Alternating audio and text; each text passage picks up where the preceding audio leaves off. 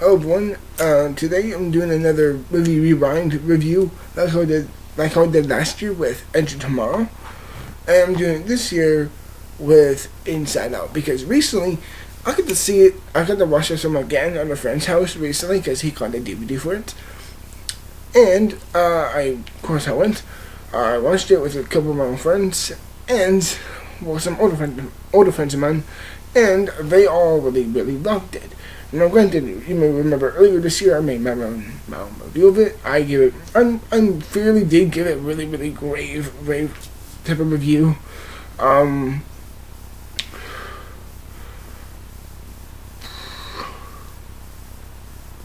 not saying I don't like this film. Okay. I don't like this film. I'm sorry, but just looking back at it, to me, it's not particularly strong, to say the word. Most of it is done well. Number one, the voice actors. Yeah, the voice actors are really fucking good. I'm not going to deny that by any means. Amy Poehler is great. Definitely this, Louis Black was just phenomenal. I would definitely say he's really ace for that department. He's really well done in this movie. The animation, while simplistic, and I'm not saying that in a bad way, it's kind of, the animation is decent. I'll say that it's decent. But it's like there's the animation.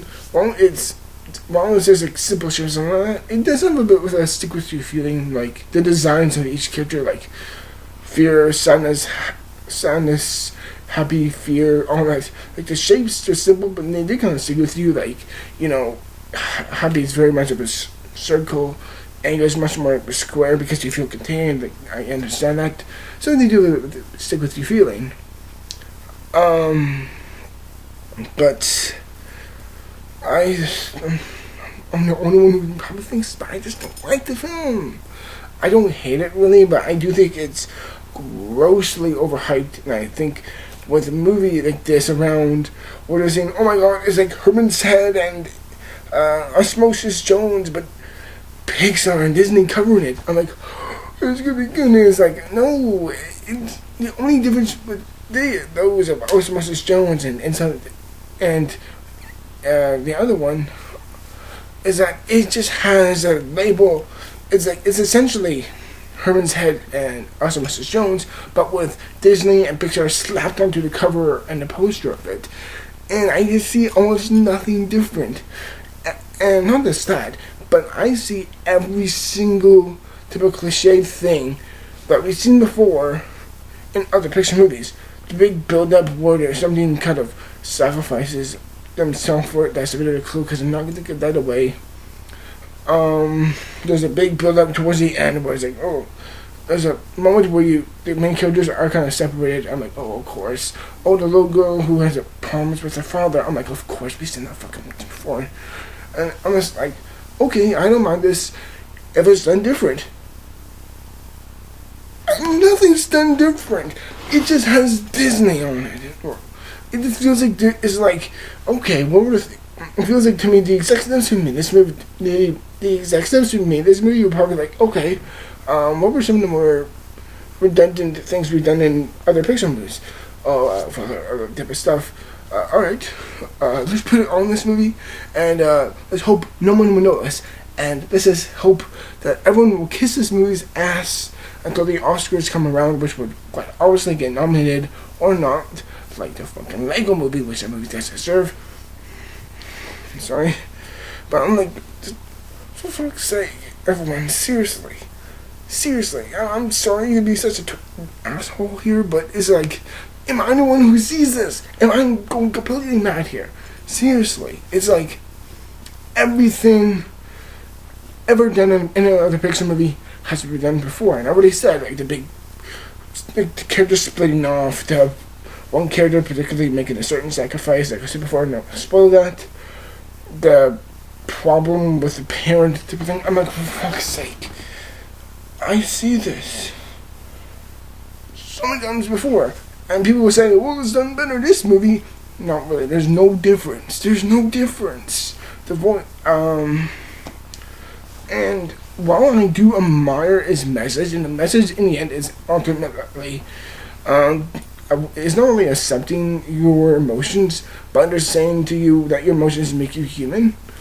And I'm like, okay, good, fine, good message. It is a legit good message. But I will literally say it's so contradictory when you have emotions controlling a human, not in a realistic sense. It doesn't work like that. When you look at this girl in a realistic form, and people will say, well, it's Disney and Pixar, turn your mind off. I can't help but turn it off. Why? Because I'm a fucking critic. Okay, I'm a critic. I need to point this out. We need to step away from our first experience of it and start questioning things, like how many other critics are supposed to do with film. Why can't anyone else do that? Seriously, why can't anyone out there just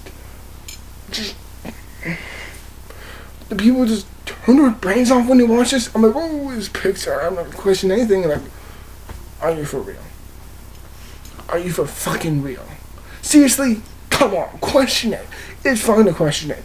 There's so many things that just I don't done, and people are excusing it because it's Pixar and they've done fantastic, wonderful childhood nostalgic favorites like Monsters Inc. and Finding Nemo and Ratatouille and the fucking Toy Story trilogy, and I'm sure I'm forgetting something in there.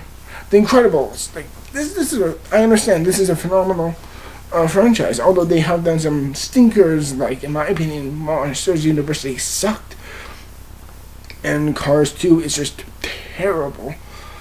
But it's like the message is, while it's good, I feel like it contradicts so much because of, it's like, fine, I understand that, like I said before, but when you have emotions controlling the character like this, you can't help but feel like this character's a bit, I don't know, schizophrenic or something. And people will say to me, well, like I said before, turn your brain off. I'm like, for fuck's sake, approach it like a critic. Are you not a critic? We are all critics with our own sense. Granted, I can turn my mind off within certain movies, like Wizard of Oz. That is a film that you got to turn your brain of science off. But with a movie like this that's kind of centered around science, you like the emotions, which are actual chemical reactions within your own brain with neurological type of responses. Like if you react to something with all this type of stuff that's going on in your head, it's like, fine, that's interesting, that's really well done, but show it in an appropriate manner. Don't fantasize it, don't play it down, play it realistically. Play it realistically, or don't cover it at all. And I feel like this Pixar covering the whole idea of, your emotions, well, they are important, but for example, that we got make this girl who, if we put her in actual reality, she would look schizophrenic. I'm sorry, I can't help but not like this movie. Granted, I will give some credibility. The animation is nice. The voice work is really good. There's some comedy. I will say the comedy moments. Granted, there's not a lot. I would say about all certain types of genres, like adventure in this movie. There's family. There's animation. Comedy is like out of 100%. Comedy is like a good 5 or 10% of this movie. I'd say there's very little comedy. But when the comedy comes around, it actually is fairly not bad. But I just have so much shit to say about this movie.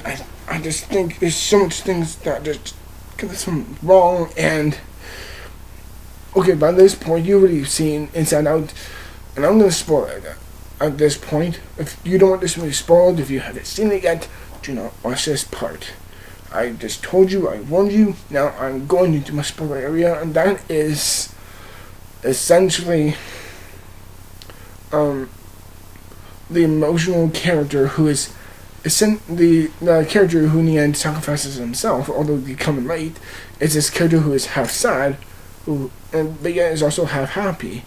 And I'm not gonna lie, this character, as soon as I saw it, I'm just like, yeah, you're gonna die. I know that made me really, I know some you may say to me that's really mean spirited, that may be really out of character for you, but I'm sorry. When the character first appeared on the screen, I'm just like, put the Star Trek red shirt on him. I'm like, I know, he's way too.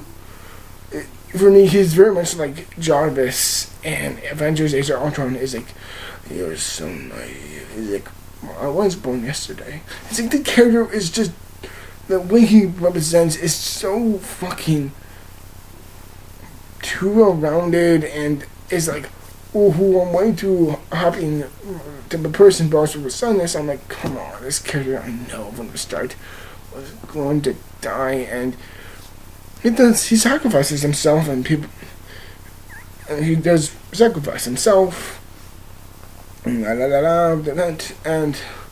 he does stay dead, which I give credit for. It's a bit original for the film. But in the end, I'm just not a fan of Inside Out. If I was to rate this movie on anything out of a 10 or 100%, like an usual rating score, like 0 to 100, I'd say this is just around of a 60%. It's just good for anyone to watch. If you're 14 and under, then I'd highly recommend the film for you. But if you're actually a critic who is 16 and older, who is independent on thinking and does things within their own rights and all that, and who can think freely, and who's actually smart with your own arguments and how you can approach certain things with actual logic and reasoning and intelligence, then you would probably, to some degree, also like this film. But don't be afraid to question some things, because A, the film is not perfect. Don't let anyone tell you this film. No film is perfect. I understand no film is perfect, but this film, a lot of people say it's no near to close perfect. I'm like, you're fucking kidding me? For fuck's sake, you're critics. I, a young 21 years old with little to no training or anything like that of movie critics, I just put in my fucking webcam like this and spew my opinion and put it on the internet. I know how to actually tell a movie apart, what is and isn't good.